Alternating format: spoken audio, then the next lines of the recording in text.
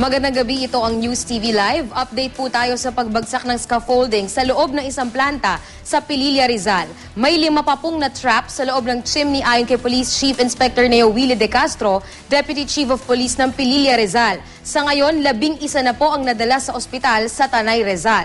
May live exclusive report si Salima Refran. Sam? Lia, nasa 12 na nga itong mga trabahador na sugatan na isinugod dito sa Tanay General Hospital mula nga sa bumagsak na scaffolding sa isang planta dyan sa Pililla, Rizal. Pasado alas 7 ng gabi nang dalhin dito sa ospital ang isang lalaking 5 oras na naipit sa guho.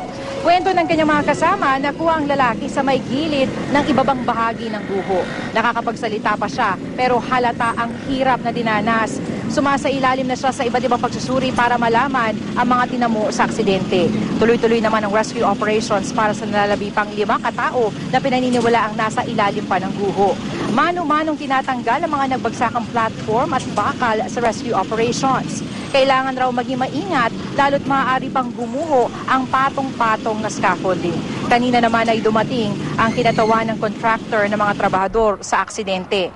Tumanggi na ito magbigay ng pahayag pero nangakong tutulungan ang mga na-aksidente. Samantala, Lia, kararating-rating lamang ng isa pang trabahador na na-rescue mula nga sa ilalim ng guho.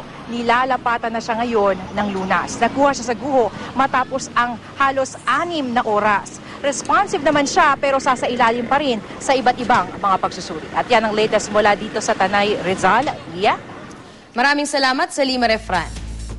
Sa mga oras na ito, sinisika pa rin makipag-ugnayan ng otoridad sa East-West Company ang employer ng mga biktima at may-ari ng bumagsak na scaffolding. Ayon pa kay Police Chief Inspector Neo Willie De Castro, Deputy Chief of Police ng Pililla, Rizal, maging ang may-ari ng planta ay hindi pa nila nakakausap dahil masyado raw mahigpit ang seguridad sa planta at maging sila ay limitado ang access.